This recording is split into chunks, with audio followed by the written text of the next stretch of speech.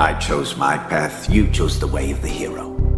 And they found you amusing for a while, the people of this city. But the one thing they love more than a hero is to see a hero fail, fall, die trying. In spite of everything you've done for them, eventually they will hate you. Why bother? Welcome back to the Festus Fantasy Football Forum on the Fantasy Jacks podcast. Thank y'all for tuning in and hanging out with me today. We got a great Week 9 episode for y'all. Before we get any further, I want to give a quick little shout out to Zach Bash, probably the biggest fan of the show that's on the league. So shout out to you, Zach Bash. Thanks for rocking with us. And today's episode, we're going to be doing the reviews as we always do. It's a pretty big week in Week 8. I'm excited to get into that. Previews for Week 9, obviously the primetime matchup, the Boomer Bust picks, and then the power rankings as always. So stay tuned for everything. And without further ado, let's get into the Week 8 reviews. So it was a pretty good week. I went 4-2, pretty happy with myself there. Finally getting back on the wagon. Didn't do good in my Boomer Bust picks. We'll get into that at the end. So let's start off here with the 08 Lions falling to Team Didi. And why did Team Didi win this game? Well, for one, James Cook was a rock star this week, Cortland Sutton as well. And listen, he sat Jalen Hurts. I don't know how he ended up winning this game. Brock Purdy did great in the end of it, but yeah, he sat 35 points and still won. So that's pretty impressive there. I'm liking Team Didi's squad right now, especially with Bowers and Cook and then Jalen Hurts. I mean, those are your catalysts of this team. So I'm really liking that. And for the 08 Lions, another tough loss. This season has been a roller coaster for the 08 Lions. After making that Saquon trade, this guy was through the roof, and it hasn't really paid off for him. It really hasn't, besides last week was his only win since he's had Saquon. Obviously, injuries are killing this team right now. Kirk just broke his collarbone, apparently. DK Metcalf was injured. Mike Evans is going to be injured. Josh Downs has a quarterback that plays like he's injured. He just sucks. So it's really tough for the wide receiver room right now, which I thought this team was super deep. It's just not performing right now. And Jordan Love is hurt as well. That's a big problem for the pack stack. So a lot of things to monitor for the 08 Lions. But let's move on to, this is a great game, guys. Killer off season. Taking down Jaxie Pad 139.28 to 92.36. And listen, this was a must-win game for Chris almost. I just want to also point this out. This is Zach Bash's favorite team. He's a big Jaxie Pad fan. I don't know why, because there's been little success the previous years. Jaxie Pad, Josh Jacobs was great. Tyreek Hill was mid. Dalton Kincaid was good by his standards. The Tua Tyreek thing just didn't work. And then on top of that, Stephon Diggs tears his ACL. I mean, it's really bad. You're waiting on Christian McCaffrey to come back. Diontae Johnson, we don't know what he's going to do. Stephon Diggs tears his ACL. This team is not deep. It sucks for him. But for killer offseason, what a win. 139.28. This is the most points he's scored since, I think, Week 2 or Week 1, whichever. Horrible slide. And he's going to finally bounce back. Tyler did great. Kyle Pitts did fantastic. Keon Coleman did great. But the underlying thing was Devon Achane, J.K. Dobbins, and Cooper Kupp. Those three guys, they have to be really good for your team in order for killer offseason to have a chance to come back. Maybe Waddle gets going. Pitts is not going to score 25 ever again. So you really have to rely on Achane. I'd say Achane and Kupp. Those are your two guys that you have to have do good for you. But great win there nonetheless. Next up, we are shit. Losing to Brees's Backpack 119.5 to 105.48. This game came down to Sunday Night Football, and it was pretty even. George Kittle against Deebo Samuel. It really could have went either way. Deebo had a 60, 40, 50, whatever yard touchdown called back. That would have won Tony the game. Nevertheless, Jay Gill ends up coming out with this because of George Kittle and his touchdown. The team of stacks, Garrett and Brees Hall, Aaron Jones and TJ Hawkinson coming back next week. Worthy and Hunt, this team is doing so well. It's not a sexy team by any means, but it's getting the job done for Brees's Backpack and Jay Gill. So figure out the quarterback situation, and this team is going to be pretty good. As for We Are Shit, Listen, you're 3-5. Your 3-game win streak comes to an end. T. Higgins was not in this game. Isaiah Likely's not getting it done. Geno Smith is not getting it done. Oh my God, Geno Smith is not getting it done. I don't really know what to say. I think it's just one of those things you have to just move on from, right? Tough loss, but you just got to move on. Let's go to the highest scoring game of the week. The Guardians of Your Mom's House taking down Bear Down, 147.44 to 121.24. And early on in the storylines of this game was mismanagement by both managers. Mark Andrews outscoring Hunter Henry. Bo Nix at the time was drastically outscoring Jaden Daniels until the Hail Mary, which was an amazing play. I got completely bailed out for that for sure. If it would have came down to that, I'm sure Rock would be way more mad. But CeeDee Lamb comes in on Sunday Night Football, closes the door, no questions asked, scoring 40 points. Jaylen Warren didn't even matter on Monday night. And for Brock, he had Baker Mayfield sat. For Caleb Williams, that's about 12 more points, so that's 133. Then you could have started Ladd McConkey over Tank Dell. I think Tank Dell is the most reasonable play that you could have done because they were pretty close in projections. A lot of people were saying playing him over Drake London, but you're never gonna sit Drake London for Ladd McConkey ever. You're never gonna sit someone projected 17.5 for 13. You're just not. But if you go to the 12 points you would have gotten from Caleb, that's 133-ish, and then you take the about 16 points you get out of Tank Dell, that is 149-ish. So, Brock, you do get a You Fucked Up award for sitting Baker and Ladd McConkey over Tank Dell and Caleb Williams. I know it's kind of a combo piece, and funny enough, this is actually Brock's first You Fucked Up award of the season. Besides that, though, Jonathan Taylor looks great. Tank Dell's outlook now is going to be even better with no more Stephon Diggs for the season. Maybe a tight end controversy. I didn't even point out the fact that you sat McBride for David Njoku, so we can add that into the You Fucked Up award if you want. Ricky Pearsall looks like he's going to be a pretty good waiver wire addition. Chris Olave's back. Devontae Smith is back. I don't hate where this team is at right now, so tough loss, but not a big deal in terms of standings for Bear Down. Moving on to thank you to Mar getting blown out by the Dogs, 137.82 to 84.16. Man, guys, let me tell you, the Dogs are looking really, really good right now. They are on fire. Josh Allen's playing great. Bijan's playing great. Justin Jefferson, as we know, is always great. Terry McLaurin playing great. I mean, everyone on this team is clicking. It's really impressive stuff, and thank you to Mar. It's not, and it's actually getting worse by the day because now Jordan Mason is pretty much done for the year in terms of playing time, shoulder injury, and Christian McCaffrey's coming back. And for the final game of Week 8, it was our primetime matchup, and you know what? I thought it was a pretty good one. Can't Chubb Check wins this bout against Off to Grandma, 128.38 to 115.2. Can't Chubb Check beats Off to Grandma regularly.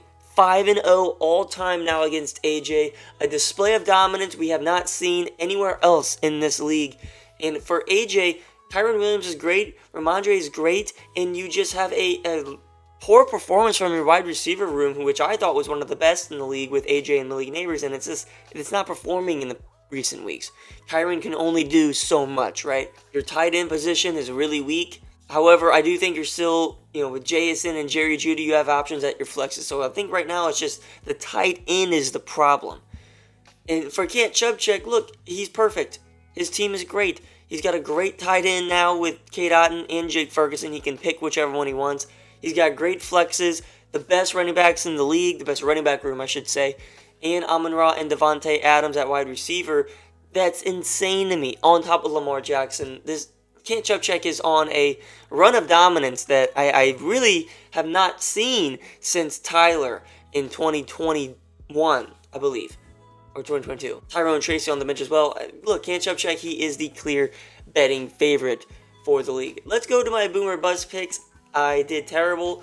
Unfortunately, Diontae Johnson got hurt and didn't play this week, so he does not get counted. Jaden Reed went way under. I thought he was going to boom. Brian Thomas went way over. I thought he was going to bust.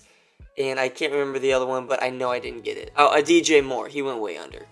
DJ Moore went way under. So we're not going to pick Jaden Reed anymore. That's for fucking sure. And we're probably not going to pick Brian Thomas anymore.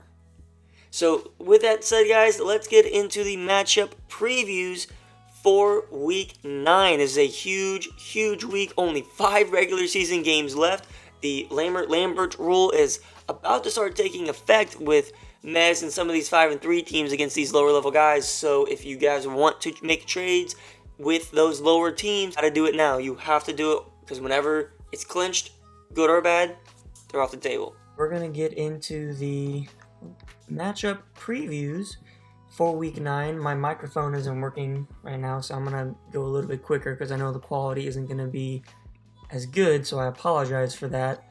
However, let's get right into it. Last week I went 4-2, did pretty well, and hopefully gonna go 6-0 this week, or 5-1, or just staying positive. Also gonna do the boom and bust of the season.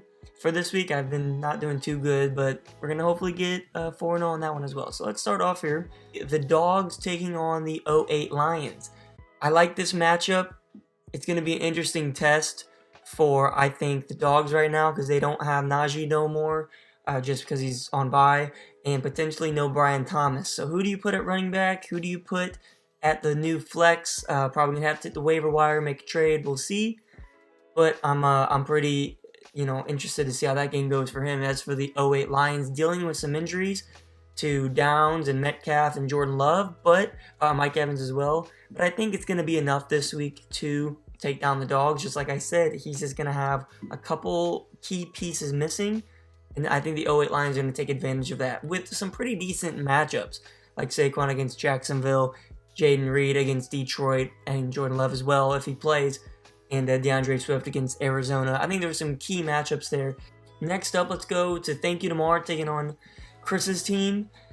99.5 to 99.6. It's pretty much dead even, as you guys can see in these projections. And I'm honestly kind of torn on this one because I really could see it going either way. Obviously, ESPN agrees. When you break it down and you look at Chris's team, all of his matchups, it's just a sea of red. It's sea of red everywhere.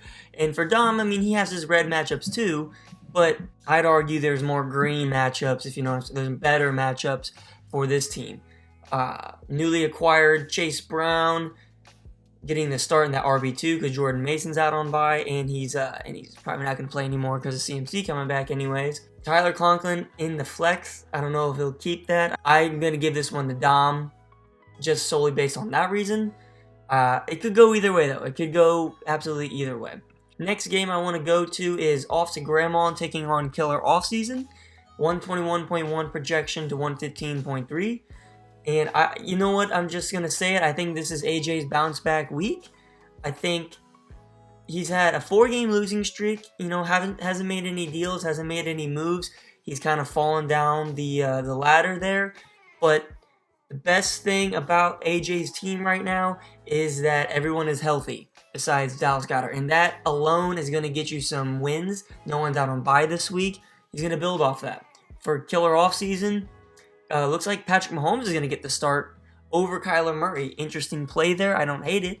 But then you also have some tough matchups, unfortunately, with Devon Achane against Buffalo, J.K. Dobbins against Cleveland. Those are some tough ones. You look at Off to Grandma, though, I think he's just going to be all around just way better. C.J. Stroud's going to have a terrible game this week, I'm projecting. But Kyron's going to be good, I'd imagine. Ramondre's going to be good. A.J. Brown, Malik Neighbors, that's going to be a really fun game to watch. I just think that he overall has better matchups this week, and I'm going to go with Off to Grandma. Killer Offseason, Judson, he's 3-5. Another win would really shake things up, but I think Off to Grandma is going to take this one. So next up, we got Breece's Backpack at 119.2, taking on Bear Down at 116.7. Again, another kind of some are good, some are bad. I'm thinking Breece's Backpack is going to have the edge this week, so I'm going to take Breece's Backpack to win, and the reason for that is because of the running backs for Breece's Backpack, right? Aaron Jones and Breece Hall have great matchups this week. I think they're going to absolutely do just going to shred their defense opponents apart. And unfortunately for Brock, I don't think Raheem Mostert can score 16 points 2 weeks in a row. I don't think Tank Dell, as of now, who's the starter, can produce, against the Jets defense that's pretty much going to double team him every time because he's the only receiver they have right now. Lad McConkey, currently not in the starting lineup. We'll see if that changes come game time. But listen, I got to give it to Breece's backpack. I think better matchups. I think there's less room for error on Breece's backpack side, especially with George Kittle out and TJ Hockenson coming back. So bear down. There could be a lot of mismanagement plays here. I'm not banking on that. I'm still thinking that Breece's backpack will play better. I do, but I'm saying the possibility is there. Next game, I have the Guardians of Your Mom's House taking on Can't Chubb Check, Jordan's team. Both teams coming in, I think, pretty much good to go. No bye weeks. Devontae Adams getting the bench right now. That'll be crazy considering he is the Thursday night game, so he's got to make a decision really quickly in terms of starting Dobbs or Tyrone Tracy over him. I don't know if I'd do that. I think Houston's defense is terrible, so starting Devontae Adams would be a smart thing to do. But if you want to go Dobbs over Detroit, I understand that matchup. Tyrone Tracy, who is questionable, I just don't think he's going to keep him in there. I think he's definitely going to probably start Adams. So who am I going to give this game to? Well, if I picked Mez, he'd fucking complain that I was jinxing him and shit like that. So I'm just going to take myself. I like a lot of my matchups too. You know, Jaden Daniels, Kamara, CeeDee Lamb. I like a lot of those plays. So we're going to go with me just so Mez doesn't have to fucking complain in the chat. All right, let's go to the primetime game. I'm doing this one because both these managers have not been in primetime yet. At least I know one of them hasn't. So let's hear these videos from them. Hope you guys enjoy them. They're going to be great. So here we go. All right, first primetime matchup of the season for me. Never stopped me before from sending videos in. Anyway, I feel like this primetime matchup is going to be a lot like the Steelers versus the Giants, you know, field goal match play, you know. But listen, that's all right. We're going to come in. I think I can pull one out of my ass again, get on a little 4-game win streak. Hopefully that happens. If not, it's just a game. It's just football. The anger sharks are swimming in my head. You gotta dunk that shit. You gotta dunk that shit. Let's go. All right, I'm going to keep this short and sweet. Me and Austin, prime time. Big week for both squads. He's put together a little run. My squad, 3-5. You know, we're trying. We're putting our hearts on the line every week. We might not win, but hey, we're giving it our all. But the bigger issue that I think needs to be addressed within this video is the corruption within Jackson and Brock. I just don't think it's right what they do to the young man, the poor man, the little man, whatever you want to call him in this league. Just robbing them blind week in and week out. There's a new transaction where Jackson and Brock are just abusing their power. Jackson with his formula, that shit's rigged. Doing what he does, you know, to me, to Dom, to Judd. I mean, it's ridiculous. And I think there needs to be a rule within this league to stop those two from spreading their corruption around this fucking fantasy football league. This damn good fantasy football league that we have. Those two need to be stopped. Thank you. Alright guys, another crappy edit. I'm so sorry. But going back through this, I realized I didn't record the recent history of these two teams playing, and I thought I had to do that because that's not fair otherwise. So in 2022, it was the first match between these two managers, and Team Armani took down Team Didi at the time, 102.98 to 75.42. We go on now to 2023 last year at this week 9 as well. And the corrupt Giants, if you guys remember the name, took down Team Didi 121.6 to 92.26. Tony is 2-0 right now, currently all-time against Austin. Will that be 3-0? We will find out this week. Team Didi taking on We Are Shit. Again, hope you guys enjoyed those videos. Let's get into this one. I'm liking both teams coming in here. Team Didi on a 3-game win streak. Tony lost last week, but he was on, I believe, a 3-game win streak prior. So both these teams right now really hot, streaky as of late. So Jalen Hurts and James Cook, I like those matchups. James Cook did really good against Miami the last time they played.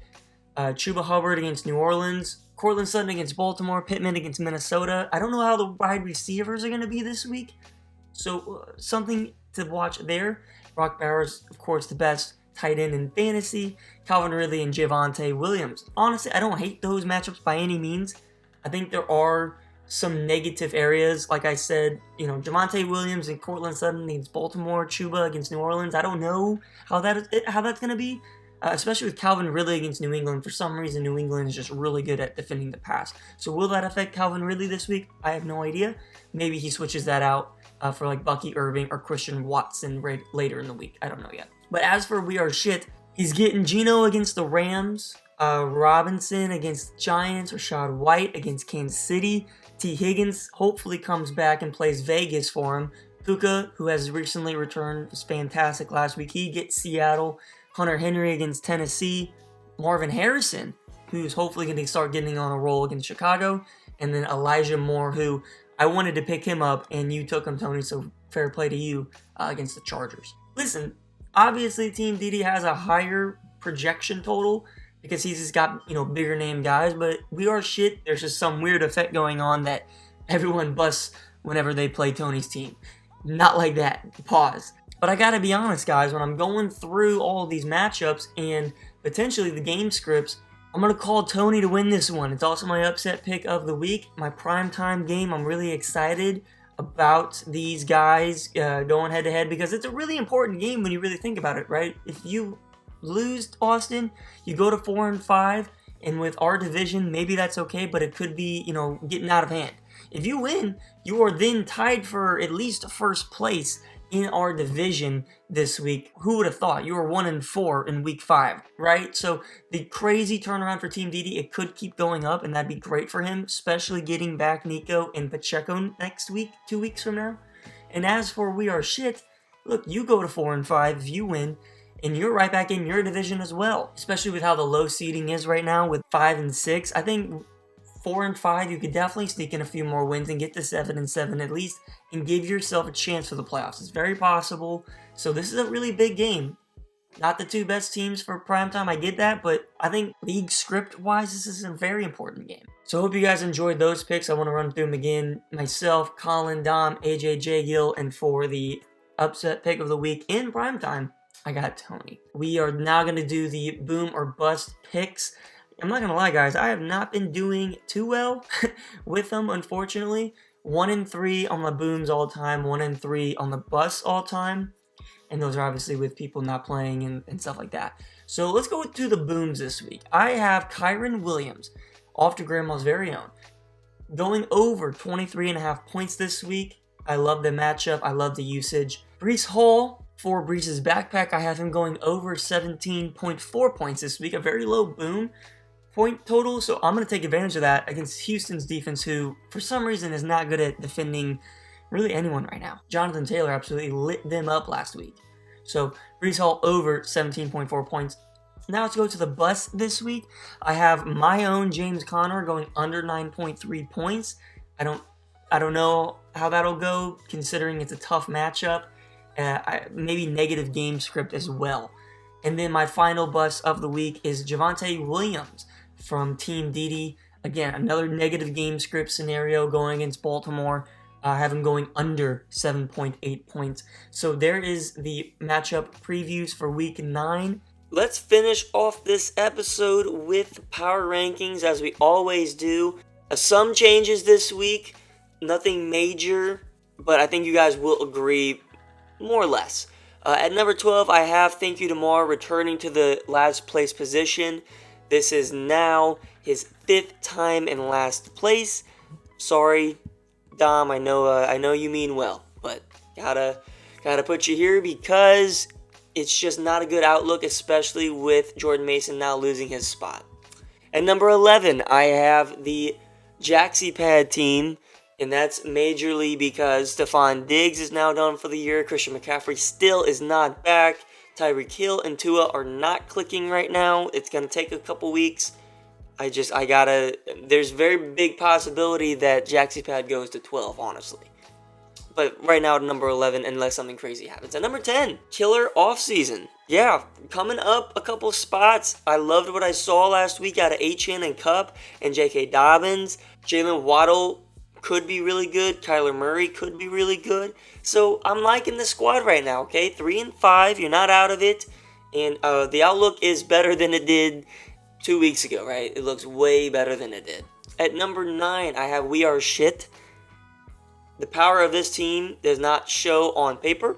It is mainly whenever you get into the trenches, that's whenever We Are Shit really comes to play. And a lot of big, medium level pieces that all fit together in this puzzle so perfectly, and it can amount to wins. He just came off a 3-game win streak. It was very impressive. He's 3-5 right now, not out of it at all. Number 8, I have Team Didi. And this team is actually going to be one of my biggest risers of, I think, for the end of the season, because he has Nico Collins and Pacheco coming back very, very soon on top of, already coming off of a 3-game win streak himself. So it's going to be really good to watch Team Didi play, and he's going to have so many more options. Very happy for him with that. So he's going to be continuing his ascent into the playoff picture. The East Division, by the way, is crazy competitive. At number 7, I have the 08 Lions. Colin Doyle's team is falling once again. I'm sorry, Colin, I'm sorry. But now there's so many injuries on the squad. So many injuries. I don't know if I can realistically put you up any higher, because with Jordan Love and Jaden Reed stack not working right now, with DK and Kirk out and Mike Evans out, there's so many injuries at a position that you really, really need in fantasy football, your wide receivers. I mean, I think it's the most important position. Some of your best players are not even in it now. Saquon, although he's fantastic, has not been carrying you the way that I think you intended whenever you traded for him. Right now it's looking like Jay Gill won that trade, which is crazy to say that, because when we made it, we're like, oh my God, Colin just got the best player in fantasy football. It really is looking like Jay Gill won that trade, especially now needing wide receiver help. What will Colin do? I don't know. Maybe just ride this out and wait for everyone to come back healthy come playoff time if he makes it. He's only 4-4, so he's not out of it, but he's definitely not in the total picture as of yet. If you want to go to the standings and look at his playoff percentage, chance to make it, he's sitting at a 58% chance. So it's definitely very possible. But you look at other 4-4 teams like the Dogs and off to Grandma, they're sitting at 60 and 58% as well. So it's a really tight race for that 4th and 5th spot in the playoffs this year. And there's right now, I think, 5 teams that can realistically make that. So speaking of Jaden Gill, we have at number 6, Breece's backpack. Moving back up into the playoff contenders section here, because I think Breece's backpack is good. Whenever Breece Hall figures his shit out, this team's going to be really solid. I just have to say this, though. You had Lamar on the board, Jay Gill. You had him on the board, and you drafted Anthony Richardson in the 4th or 5th round.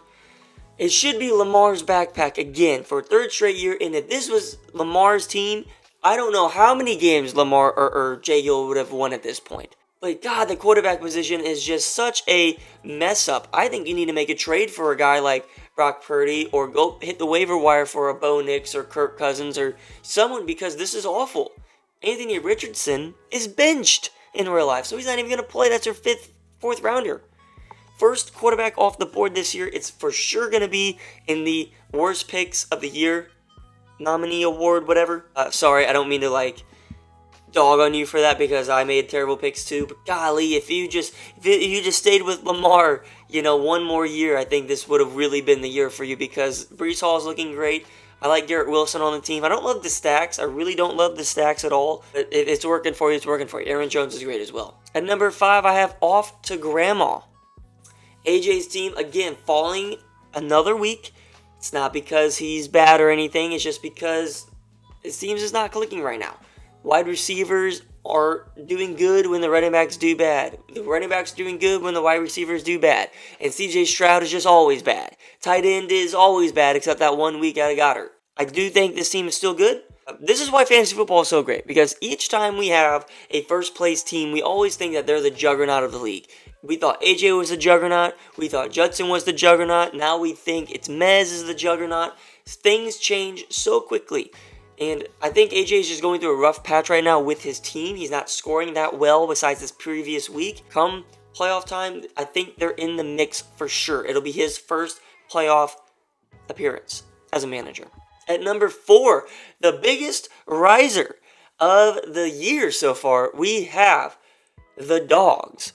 Mr. Tyler Wright's team coming in at number 4. Again, like I said last week, the biggest superpower of this team is that they are all healthy. Brian Thomas has a little chest injury, but he's going to be fine. But they're all healthy, guys. Jettis is great. Travis Kelce is getting good again. Josh Allen is great. Bijan is finally woken up, and he's great now. Najee's playing great football. Really happy for the Dogs right now. I think Najee's actually probably in contention for the best pick of the draft this year. I mean, with how he's been playing. Amari Cooper now stacked with Josh Allen. There's a lot of great pieces on this team. And like everybody knows, the best ability is availability. Tyler's got everyone available to him right now. At number 3, falling one spot, I have Bear Down. Brock's team, although is good, it's almost too deep. Because now you have so many options at positions, it's going to be hard to, get every week right. I kind of understand that. I've been messing up with You Fucked Up awards all season long. Brock got his first one this week with Baker and Ladd McConkey, so maybe you make a trade just to shore up the fact that, you need to not mess up on those start-sit scenarios, situations, controversies even. Who would you trade? I don't know. I think you could definitely get rid of Baker Mayfield to a team like Jay Gill, or you could trade Tank Dell, you could trade Ladd McConkey, you could trade Devontae Smith. You really could if you wanted to, especially because the running back 2 position is very weak. I know Raheem Mostert did great this previous week, but he's not a running back. He's not a starter. Low-end flex at very best. So to have him relied on for your RB2 is worrisome, in my opinion. Very worrisome. I know, Jonathan Brooks is coming back. He's not going to save you. He's not. Make a trade. Very good team. A lot of bright spots. Drake London. The tight ends are fantastic with Njoku and McBride. Jonathan Taylor, I love. Olave, I think, is going to be great now. For some reason, I don't know where it came from, but I think he's going to be great. So there's a lot of things to look forward to in the future for Bear Down. At number 2, I have... I'm just kidding. You guys thought. No, it's the Guardians of Your Mom's House coming in at number 2, and that is because CeeDee Lamb is here, and he just loves to be awesome. And I love CeeDee Lamb. He's a Guardian. He's on the profile picture of this YouTube channel, funny enough. Very happy with the team right now. Getting Dalton Kincaid as well, upgrading the tight end position. I think it's an upgrade. Some people might disagree. That's fine. There's a lot of controversies like Bear Down in terms of start-sits. A lot of running backs, a lot of depth. I'm excited to see where the Guardians go from here. All right, 5-3 at the top of a very competitive division. It's going to be really hard for anyone to kind of run away with that division at this point. But he is leading the league in points for by 5 points over Mez, and I'm for sure going to take that. I will 100% take it. At number 1, though, we all knew it was going to be Can't Chubb Check. As I mentioned about AJ, though, there's something weird going on with the number 1 overalls this year, and it's whenever you get placed in number 1 for the power rankings, we all think you're a juggernaut, and then something like you just kind of diminish or you kind of fall apart like Judson did. Now, I'm not saying AJ's falling apart, but he's definitely dropping 4-game losing streak right now, so that's falling off, in my opinion. Fantasy football is great like that. I mean, look, Can't Chubb Check 7-1, second place in points for. However, if I want to be a little picky, he is the lowest in points allowed.